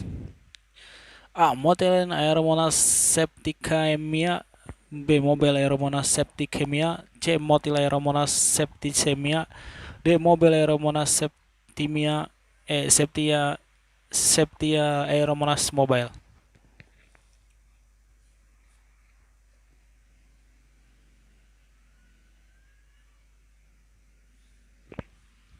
Oke, langsung kita bahas. Penyakit Mars atau Mobile Aeromonas septimia merupakan salah satu penyakit yang bisa menyerang ikan air tawar. Penyebabnya adalah bakteri Aeromonas hydrophilia. Jadi jawabannya adalah yang A ya teman-teman. Metolin Aeromonas septicemia. Wet spot atau bercak putih disebabkan dari Mycobacterium, B. Ichthyrus multifilis, D. Flexobacter columnaris, D. Nocadia sp, E. Camdovirus.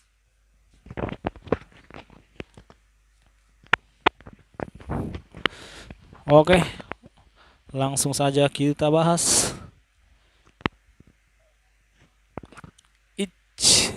Ichthyrus multifilis adalah ekoparasit pada ikan air tawar yang dapat menyebabkan penyakit disebut bercak putih atau itch. Itch adalah salah satu penyakit yang paling sering muncul pada ikan. Penyakit ini muncul di tubuh sirip insang ikan dalam bentuk bercak putih yang terlihat seperti garam. Setiap bercak putih di tubuh ikan merupakan parasit yang telah berkista. Parasit ini masuk ke dalam kolam atau akuarium lewat ikan yang baru atau peralatan yang dipindah atau dari satu tempat ke tempat lain. Jika parasit ini masuk ke tempat penyimpanan ikan yang besar, parasit ini sulit dikendalikan karena memiliki siklus reproduksi yang cepat dan tahap hidup yang unik. Jika tidak dikendalikan, parasit ini akan menyebabkan kematian pada ikan. Dengan penanganan yang baik, penyakit ini dapat dikendalikan, tetapi akan memakan biaya yang sangat besar. Protozoa ini merusak insang dan kulit saat memasuki jaringan-jaringan. Beberapa infeksi dapat menyebabkan kematian. Kerusakan pada insang mengurangi efisiensi pernapasan ikan sehingga ikan akan sulit bertahan dalam perairan yang kadar oksigennya rendah. Jadi jawabannya yang B. Oke, multifilis. Oke, lanjut ke soal berikutnya. Apa nama parasit ini? A. Argus sp, B. Argulus sp, C. Saprolegnia, D. Isopod, E. Coastilla. Ini ya teman-teman. Nih. Ini parasit karena dia menempel dan sangat merugikan, jadi disebutnya parasit ya. Oke, ini kelihatan nih. Oke. Udahkah dijawab? Oke, langsung kita bahas. Ini nama penyakitnya adalah Argulus. Ini beberapa jenis Argulus. Ini Argulus nih, ada kaki-kakinya. Dia biasanya menempel di ikan ya, teman-teman. Oke, lanjut ke soal berikutnya. Pasteurellosis. Penyebab penyakit ini adalah A. Pasteurella piscicida. B. Microbacterium. E. Pixibaxter comuralis. D. Nocadia sp. E. Pasteurellolis piscicida.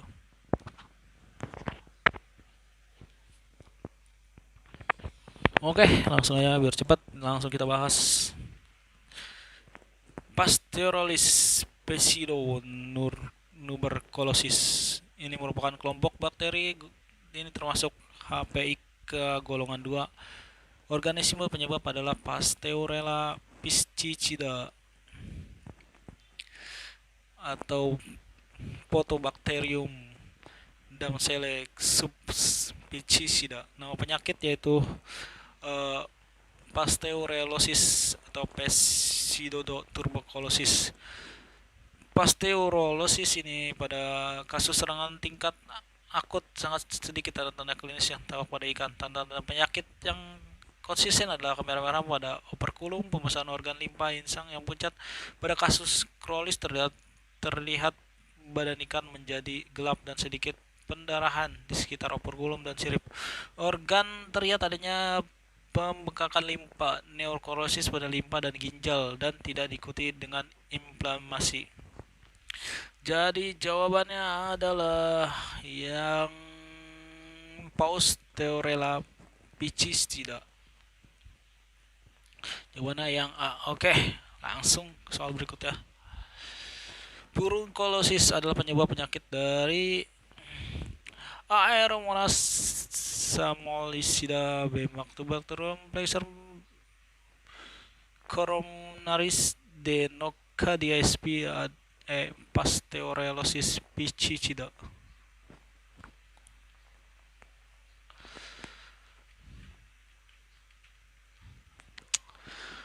Oke, langsung kita bahas saja biar cepat. Salah satu penyakit ikan yang cukup berbahaya dapat menular adalah furunculosis. Penyakit ini disebabkan oleh bakteri Aeromonas salmonicida yang biasanya menyerang salmon. Namun demikian beberapa spesies ikan lainnya dapat berpengaruh dan menyebabkan kerugian ekonomi dalam budidaya ikan air tawar. Jadi jawabannya yang A. Jawabannya yang A ya teman-teman. Aeromonas salmonicida. Oke, lanjut. Penyakit ini bernama A. Axorworm, B. Cacing Trematoda, C. Hirudinae, D. Crustacea.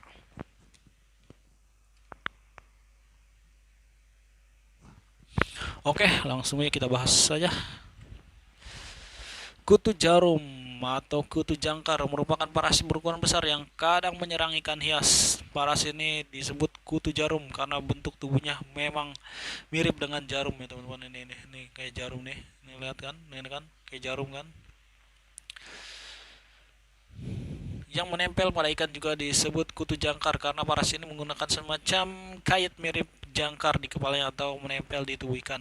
Kutu ini dalam bahasa Inggris disebut anchorworm. Ini sebenarnya merupakan crustacea yang menempel pada tubuh atau mengisap darah dan memakan sebagian jenis-jenis sel ikan. Terdapat berbagai macam jenis kutu jarum, namun yang paling sering ditemukan adalah jenis Lernae crustacea. Jenis tersebut umum ditemukan di daerah iklim tropis seperti Indonesia. Jadi jawabannya adalah yang A ya teman-teman, namanya Axorworm. Walaupun jenisnya yaitu jenis crustacea. Oke, jadi yang A. Oke, lanjut ke soal berikutnya.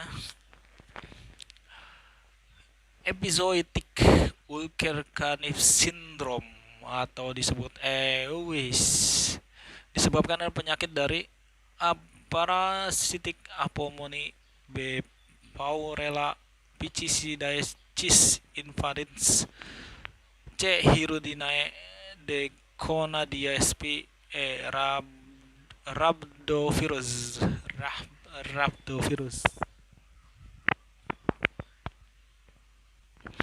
Oke, langsung aja kita bahas. Epizootic urogenitive syndrome atau EUS adalah penyakit ikan yang disebabkan oleh infeksi jamur parasitik Apomyces invadans.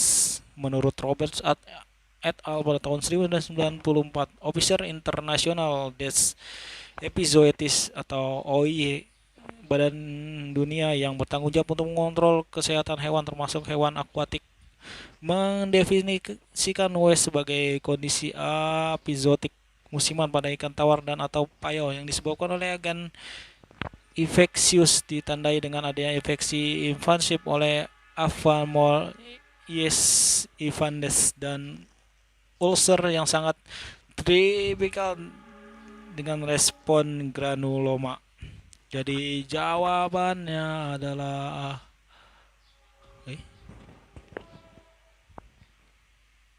parasitik Apomyces.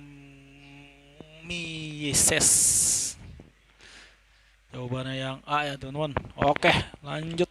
Oke lah. Sampai di sini soalnya. Jika kalian merasa terbantu atau merasa bermanfaat, jangan lupa subscribe dan share, bagikan oleh teman-teman kalian bahwa konten ini sangat bermanfaat. Oke. Dan sampai jumpa di video selanjutnya dan see you again.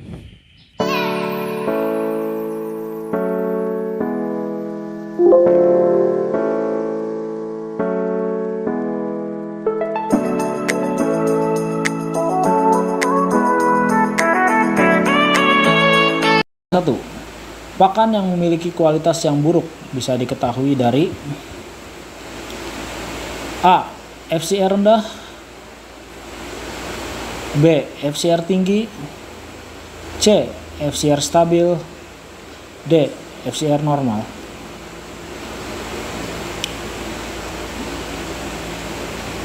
Ya teman-teman, jika kalian ingin membahas, jika kalian terlalu cepat atau terlalu lambat yang saya jelaskan, kalian bisa mempause video YouTube ini. Oke, langsung saja. Menurut DKB tahun 2010, nilai food compression ratio yang cukup baik berkisar antara 0,8 sampai dengan 1,6. Artinya 1 kg nilai konsumsi dihasilkan dari 0,8 sampai dengan 1,6 kilo pakan. Menurut Susanti pada tahun 2004, nilai komprehensi pakan yang rendah berarti kualitas pakan yang diberikan adalah baik. Jadi karena di sini yang ditanyakan adalah yang buruk, maka jawabannya adalah yang B. Jika FCR semakin tinggi, maka pakan dari kualitas yang kita berikan adalah jelek atau terlalu membuang-buang pakan. Lanjut ke soal berikutnya. Perbandingan antara jumlah pakan yang diberikan dengan daging udang yang dihasilkan atau biomasa selama pemeliharaan disebut A. HR, B. FCR, C. SR, D. FT. Oke, langsung saja. HR, hatching rate. Hatching rate adalah penetasan telur atau menghitung penetasan telur. FCR adalah, kita lewat dulu.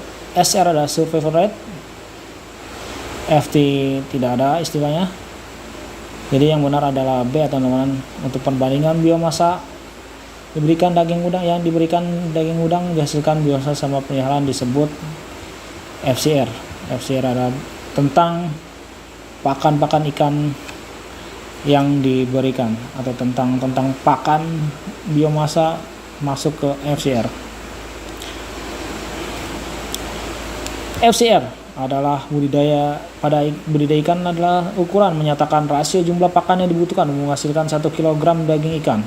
FCR juga sering digunakan untuk mengetahui kualitas pakan yang diberikan terhadap pertumbuhan ikan. Oke. Lanjut ke soal berikutnya. Di bawah ini yang merupakan alat kualitas air kecuali A. Salinitas meter, B. pH meter, C. Seksidis, D. PCR. Alat kualitas air ya teman-teman, ingat alat kualitas air sangat banyak. Ada kualitas air yang fisika, kimia, dan biologi. Sini jangan lupa kecuali. Oke, langsung aja. Ini merupakan salinitas meter untuk mengukur salinitas air. Lalu ini ada pH meter untuk mengukur pH. Lalu ini ada seksi disk untuk mengukur kecerahan air atau tingkat cahaya yang masuk ke permukaan air. Dan ini adalah PCR untuk mengukur kalian terkena COVID atau enggak. Jadi jawabannya adalah yang D, kecuali.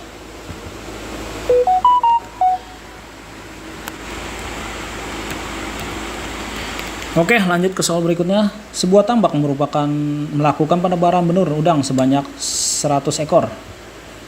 Dan ketika dilakukan sampling, diketahui populasi ikan sebanyak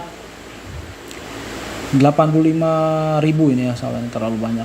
85.000 ekor. SR-nya adalah A 85%, B 80%, C 75%, D 95%.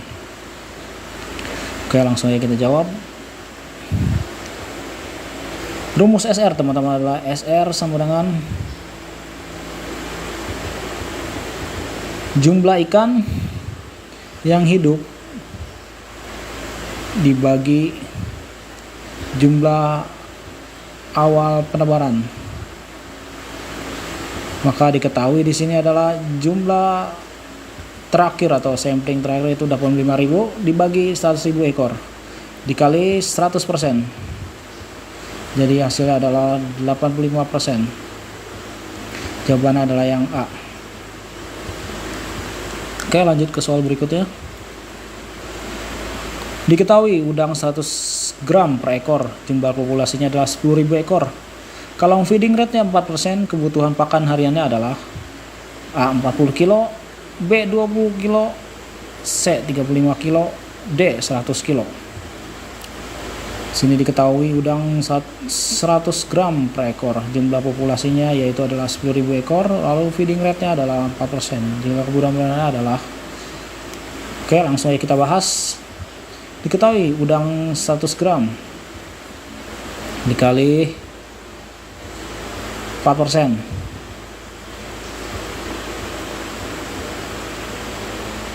Kali 4% sama dengan 100 dikali 4/100. Jadi jawabannya adalah 4 gram per hari. 4 gram per hari. Dikarenakan di sini 100 ekor, maka dikali 100 ekor. Jadi hasilnya 40.000. Jadi 40.000.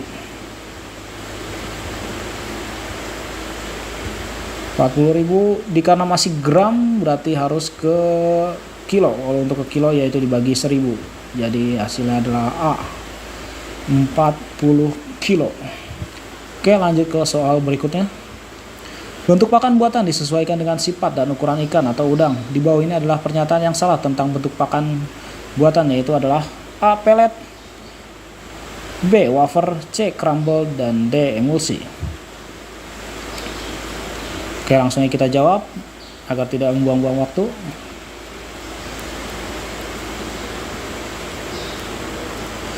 Pelet ini merupakan jenis pakan yang bentuknya bulat-bulat kecil.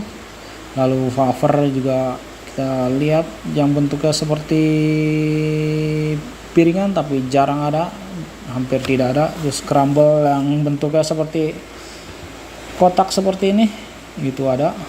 Dan emulsi bentuknya seperti bubur atau cair. Jadi jawabannya yang salah tentu adalah B, wafer. Oke, lanjut ke soal berikutnya. Metode pemberian pakan dalam pembesaran ikan air tawar kecuali A. Ad libitum, B. Station, C. Feeding rate, D. Ad station.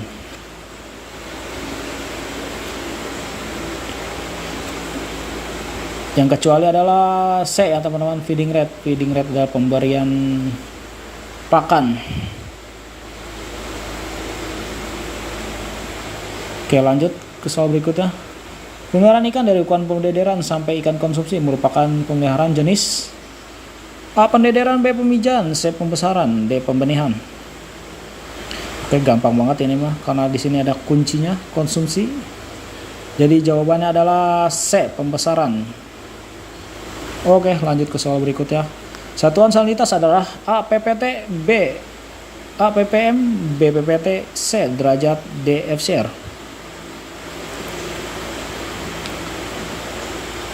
Ya, jawaban adalah ppt. Per part concern. Yang termasuk water breath kultur adalah A. keramba, B. kolam air tenang, C. kolam tambak, D. kolam air deras.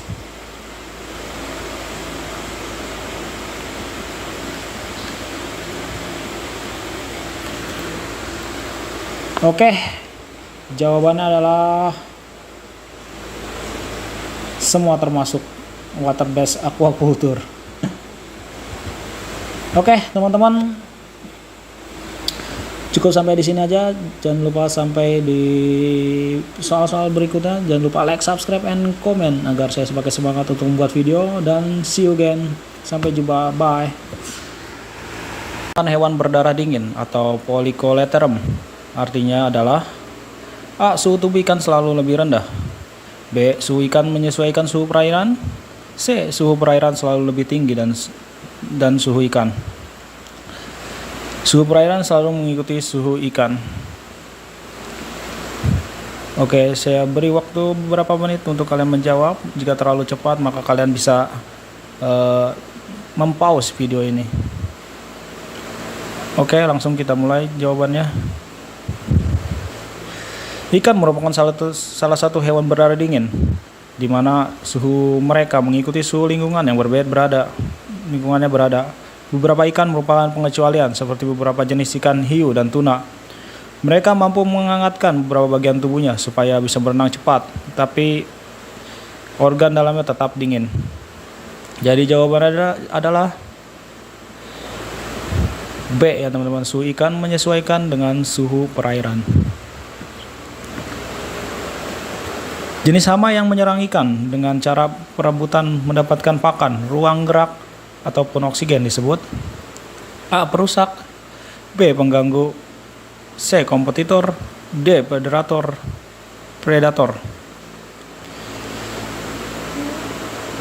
Oke, kalian bisa jawab. Oke, langsung aja kita jawab. Hama penyaing atau disebut juga kompetitor. Hama penyaing atau kompetitor adalah hewan yang masuk ke dalam wadah budidaya dengan bersifat menyaingi kehidupan ikan yang dibudidayakan. Persaingan tersebut dapat terjadi dalam mendapatkan pakan. Jika hama tersebut memakan jenis pakan yang merupakan pakan utama bagi ikan budidaya, persaingan juga dapat terjadi dalam hal gerak. Jika hama yang ada di dalam mencapai populasi yang besar, contohnya ikan nila, ikan mujair, merupakan hama kompetitor. Dikarenakan ikan ini dikenal sebagai ikan tukang kawin sehingga populasinya bertambah sangat cepat. Bentuk kompetisi lain adalah hal yang memperoleh oksigen. Kompetisi lain adalah hal berebut oksigen ya teman-teman ikan nila ini.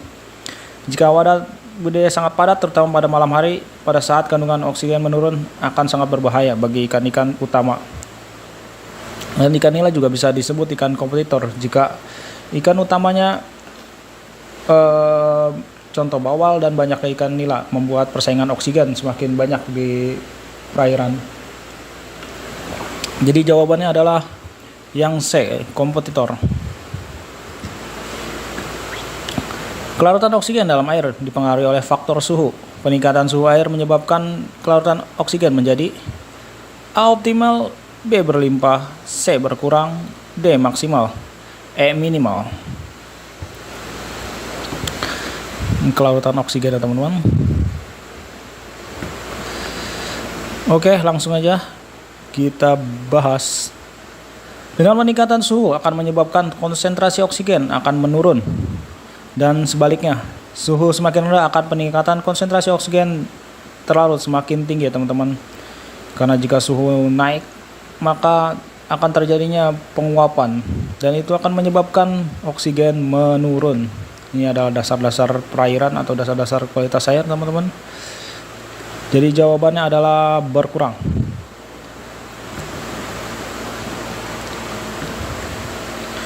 Parameter kualitas air yang berpengaruh terhadap kecepatan reaksi metabolisme dalam tubuh ikan adalah A. suhu, B. warna air, C. pH, D. kecerahan, Dan E. Salinitas.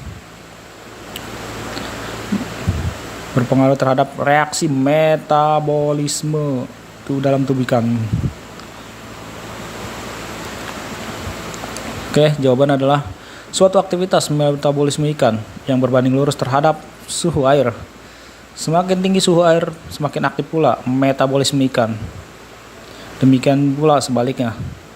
Jadi adalah suhu air A ya teman-teman jawabannya. Lanjut ke soal berikutnya. Di bawah ini yang termasuk faktor ekonomi yang mendukung proses pendederan benih adalah A. Dekat dengan akses jalan, B. Jauh dari pasar, C. Bukan merupakan lahan sengketa, D. Mendapat izin dari perusahaan. Faktor ekonomi ya teman-teman, faktor ekonomi.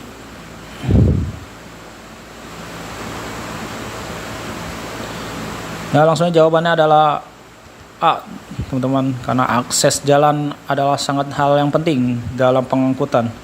Jika tidak ada akses jalan maka akan sulit untuk pemasaran dan lain-lain. Salah satu faktor kimia kualitas air adalah A. DO, B. Kecerahan, C. Suhu, D. pH air.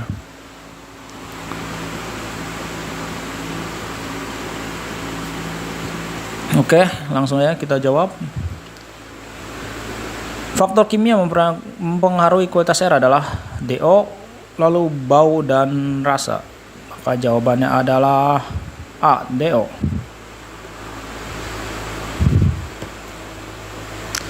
Jenis penyakit ini menyerang ikan air tawar dengan kondisi tubuh dipengaruhi oleh bintik putih, yaitu A. Istophiurius sp, B. Lirnea sp, C. Trodina sp, D. Dactylochirus sp.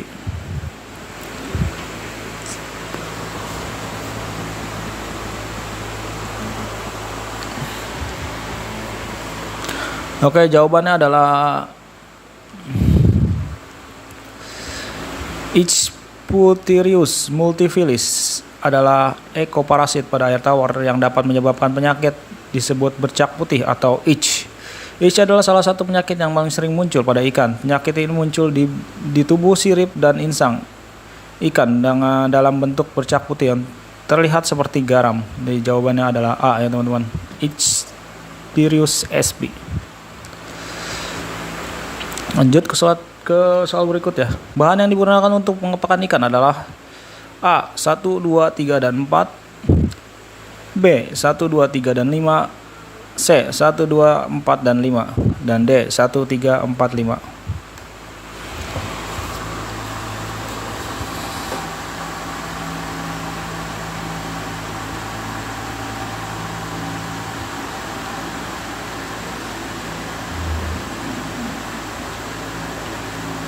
Oke, langsung aja kita jawab. Yang benar adalah D ya teman-teman. Ini dalam pengepakan, dalam pakannya atau dalam packingnya, yaitu ada plastik packing, karet, styrofoam, dan tabung oksigen yang paling utama. Oke, lanjut ke soal berikutnya. Diketahui luas kolam 0,2 hektar akan ditebar nener dengan padat tebar 25 ekor per meter persegi. Berapakah jumlah benih yang akan ditebar? A. 625 nener, B. 6.250 nener, C. 6.200 62.500 nener, D. 625.000 atau E. 625 atau 6.250.000.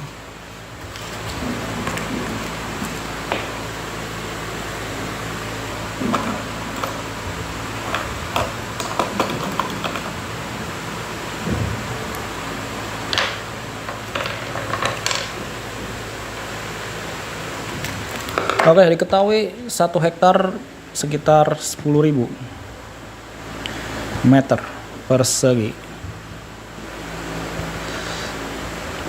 Dikarenakan di sini diketahui 25 ekor meter persegi, maka tinggal dikalikan saja. Ini dikali 0,25. 10.000 dikali 0,25 hektar.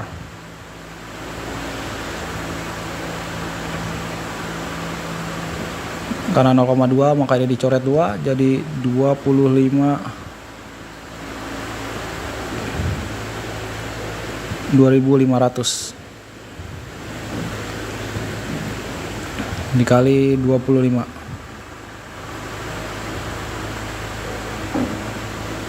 jadi sekitar 62.500 nener yang akan ditebar. Oke, lanjut ke soal berikutnya. Kegiatan aklimatisasi bertujuan untuk A. Menyamakan suhu dan salinitas, B. Menyamakan suhu, C. Menyamakan salinitas, D. Mencampur air, E. Melepas ikan.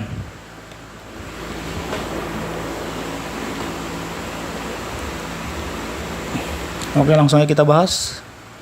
Aklimatisasi merupakan suatu penyesuaian psikologis atau adaptasi dari suatu organisme terhadap suatu lingkungan yang baru dimasukkan. Jadi jawabannya adalah B ya teman-teman, suhu, menyamakan suhu. Karena salinitas tidak mungkin, karena salinitas tetap segitu di perairan air tawar, makanya menyamakan suhu. Oke, selesai teman-teman. Sekian dari pembahasan SKB kali ini. Kita mulai dengan dasar-dasar perikanan untuk mengingat kembali dasar-dasar perikanan sebelum kita lanjut ke soal-soal yang lebih sulit dan lebih menantang. Oke, jangan lupa like, subscribe, and comment jika kalian suka video ini dan membantu channel ini semakin berkembang. Oke, dan see you again. Berikut yang merupakan karakteristik dari zooplankton adalah A. Jenis dan jumlah lebih banyak dibandingkan dengan fitoplankton, B. Jenis dan jumlahnya lebih sedikit dibandingkan dengan fitoplankton, semuanya berukuran renik, D. Bisa mengakibatkan kematian ikan massal dan bisa terjadi pertumbuhan secara blooming. Jika pembahasannya terlalu cepat atau kata-kata cepat, kalian bisa stop videonya. Oke, langsung aja. Jawabannya adalah B. Jenis dan jumlah lebih sedikit dibandingkan dengan fitoplankton. Soal berikutnya, letak trofik kelompok neutron dalam laut. Letak tropik ya teman-teman dalam kelompok neutron. Neutron ini adalah pakan alami. A. Lebih rendah dari fitoplankton, B. Lebih rendah dari bentos, C. Lebih tinggi dari plankton dan bentos, D. Sama dengan plankton dan bentos. Oke teman-teman, langsung aja jawabannya, yaitu adalah C. Lebih tinggi dari plankton dan bentos.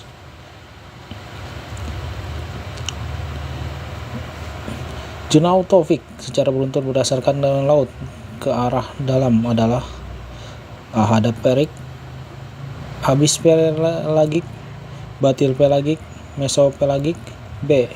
Hadal pelagik, lalu mesopelagik, abisal pelagik, batil pelagik, C. Abisal pelagik, hadal pelagik, batil pelagik, mesopelagik, D. Mesopelagik, batil pelagik, abisal pelagik, dan hadal pelagik. Kalian bisa lihat jawabannya yang mana. Ini teman-teman, yaitu jawabannya adalah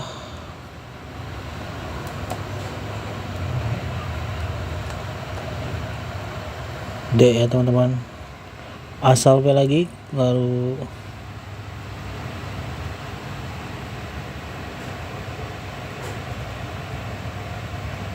asal pelagik, terus absal pelagik, batil pelagik, lalu mesopelagik.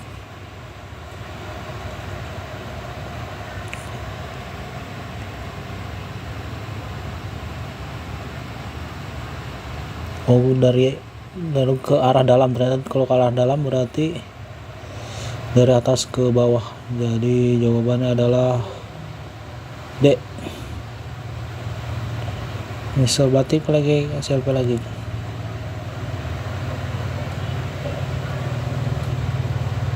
Zona laut yang menjadi habitat alga pada umumnya adalah B. littorial, B bawah littorial, E epilagik, D hadal pelagik. Kita lihat zona littoral. Merupakan wilayah yang dibatasi pasang surut, pasang air laut. Pada air laut surut, wilayah akan menjadi daratan atau pantai. Nah, dalam laut zona littoral berada di atas garis laut surut dan garis laut pasang, disebut juga zona pasang surut. Pada zona littoral dapat ditemukan spesies seperti udang kepiting bintang laut. Karena suhu panas sangat kuat dalam hidupan darat, biasanya dimanfaatkan manusia untuk tambak garam, memanfaatkan hutan mangrove dan melestarikan kerang. Jadi adalah di jawabannya adalah sublittoral. Oke.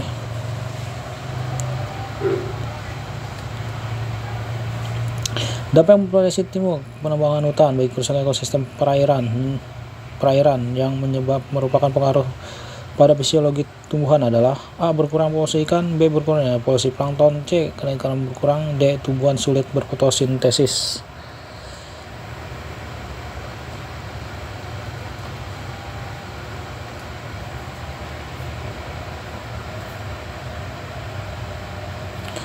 Jawabannya adalah karena ini fisiologi tumbuhan. Ya, jawabannya adalah D. Sulit berfotosintesis. Di bawah ini metode yang dapat digunakan dalam mengestimasi produksi ikan adalah A. Grab, B. Degree, C. Cocker, D. Ricker. Jawabannya adalah yang D, teman-teman. Ricker. Oke, lanjut ke soal berikutnya. Hal yang diperhatikan dalam proses penangkapan agar bisa mendapatkan ikan tuna dengan mutu yang baik adalah A. Ditarik ke arah kapal dan dijaga tidak banyak berontak. 2. Mengikat ikan dengan diganco, dianjurkan pada bagian atas insang. 3. Ikan diangkat menggunakan papan peluncur.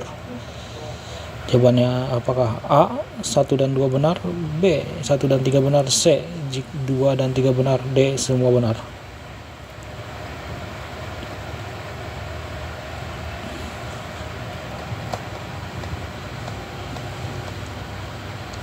Jawabannya adalah B, ya teman-teman. Diarahkan awal dengan berontak dan mengikat ikan dengan diganco dan ikan pada di atas insang. Ini tidak perlu karena bisa menggunakan apapun. Ke soal berikutnya.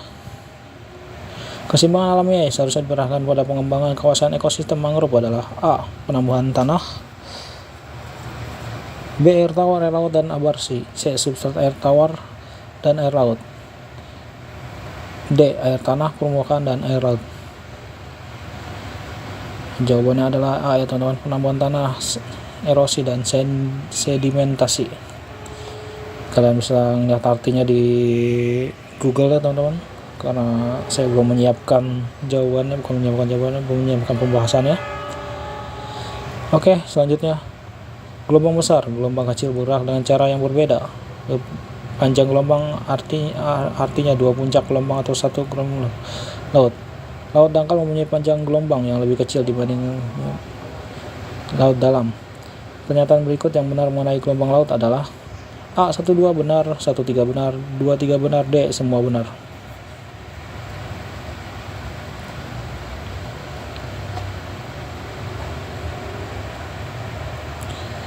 Teman-teman,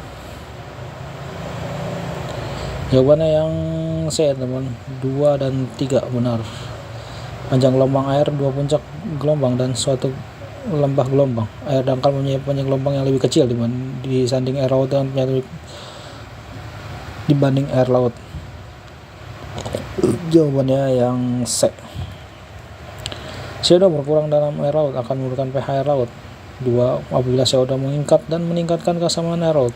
3. Pengaruh CO2 terhadap perangkat pH air laut diawali dengan ikatan C2 dengan air laut. Pengaruh CO2 terhadap suasana kesamaan air laut.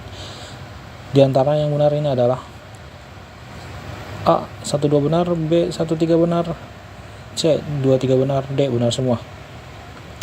Oke, jawabannya adalah yang B, ya teman-teman, 1 dan 3. CO2 air laut dapat menurunkan pH air laut. Lalu pengaruh CO2 terhadap perangkat pH air laut diawali dengan ikatan CO2 dengan air laut. Pengaruh CO2 terhadap zona kesamaan air laut. Jawaban yang B, teman-teman. Oke, cukup sekian dari video saya. Jika terlalu cepat atau terlalu lambat, kalian bisa mempause-nya atau lebih cepat videonya. Dan video kali ini tidak ada pembahasan dari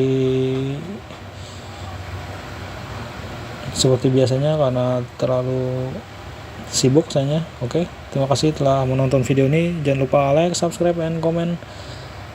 Dan see you again.